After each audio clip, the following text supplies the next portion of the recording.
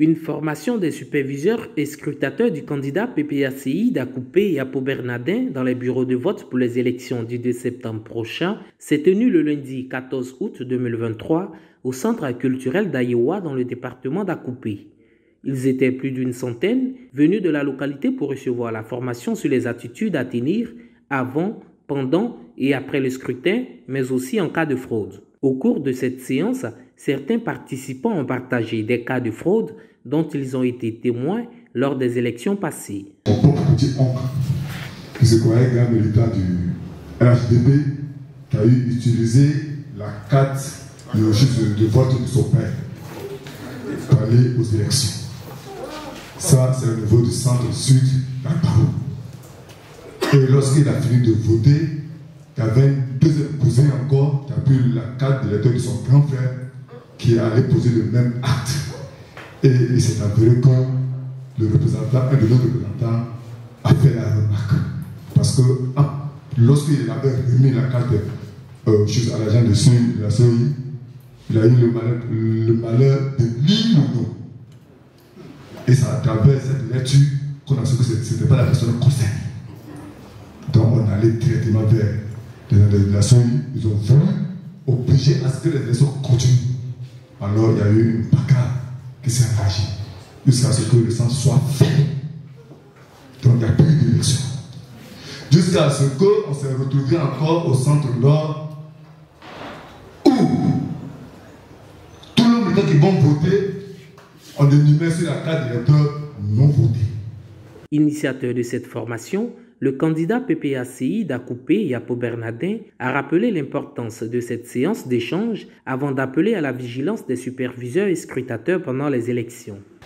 Aujourd'hui, nous procédons à la formation des superviseurs et des scrutateurs qui devront veiller à une élection transparente dans tous les bureaux de vote. Vous serez appelés à être dans tous les bureaux de vote et à être vigilants. Chers camarades, vous convenez avec moi que nos véritables adversaires ici, c'est la fraude et la corruption.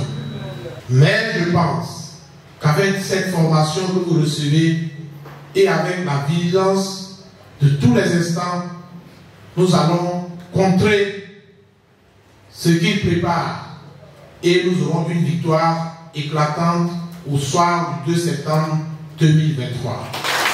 S'impliquer activement dans le contrôle de l'identité de l'électeur, s'assurer que le suppléant est présent avant de s'absenter du bureau de vote ou signaler immédiatement au superviseur ou au délégué toute anomalie constatée et aussi avoir une vigilance constante sont des prescriptions à ne pas négliger. J'ai insisté beaucoup sur la vigilance parce que quand tu n'es pas vigilant, ton adversaire va user d'autres stratégies pour pouvoir trouver la victoire. C'est pourquoi qu'il est important d'être vigilant dans le lieu de vote, dans le bureau de vote et dans le transfert des résultats.